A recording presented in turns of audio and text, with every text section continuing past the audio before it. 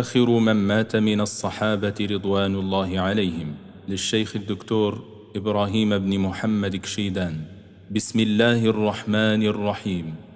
يقول راجي ربه إبراهيم ابن كشيدان أيا رحيم، حمدا إلهي يا عظيم الشان، ذا الفضل والإنعام والإحسان، وأفضل الصلاة والسلام على النبي وصحبه الكرام.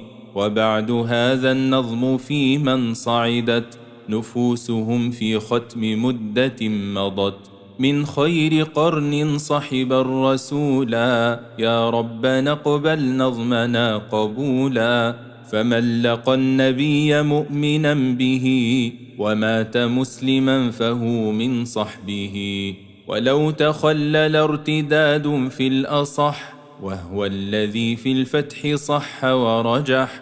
أثنى عليهم خالق الأكوان والصادق المصدق العدنان، فكلهم عدل وقدرهم سطع، فاجتنب الشذوذ واحذر البدع. وآن أن نشرع في المقصود، فافتح علينا ربي يا ذا الجود. آخر من مات من الصحابة على العموم جاء في الإصابة، أبو الطفيل عامر بن واثلة، به انتهى خير القرون الفاضلة. مدفنه في البلد الأمين بعد 110 على اليقين.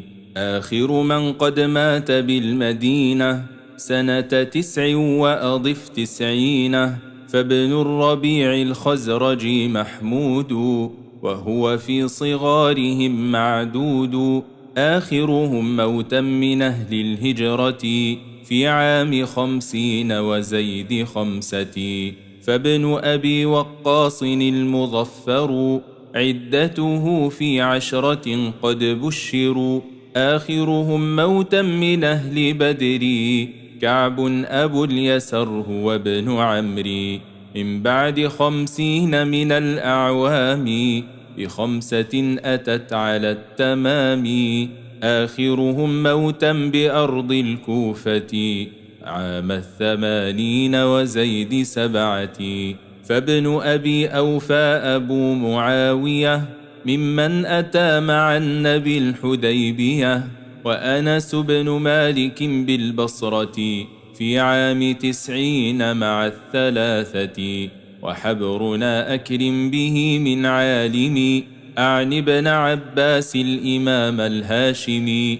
بالطائف الوفاة حقا ثبتت من بعد 60 8 كملت، وفي سمرقند شقيقه قثم من بعد 50 ب7 قد ختم.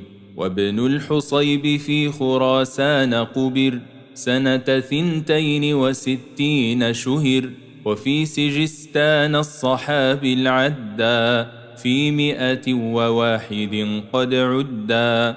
بأصبهان قبر الكعبي الشاعر النابغة الجعدي، واختلفوا فقيل في 70 وفاته وليس من يقين. وفي اليمامة الرضا الهرماس في عام 90 رواه الناس. بواسط فابن لبى لبي، والعرس في الجزيرة الكندي، أبو أبي الخزرج بن قيس آخر من مات ببيت القدس. وفي دمشق الفاضل البكري واثلة بن الأسقع الليثي، سنة 5 مع 80 خلت نفس زكية إلى الباري علت. آخرهم في حمص فابن بسري في عام 90 و6 فدري. آخرهم بمصر فابن معدي العالم بن جزء الزبيدي عام 80 كذا و6 معدودة من سنوات الهجرة. آخرهم ببرقة النجار رويفع بن ثابت الأنصاري في عام 50 وزيد 6 والحمد لله ختاما إخوتي، والله نرجوه دوام الحب لأحمد وآله والصحب.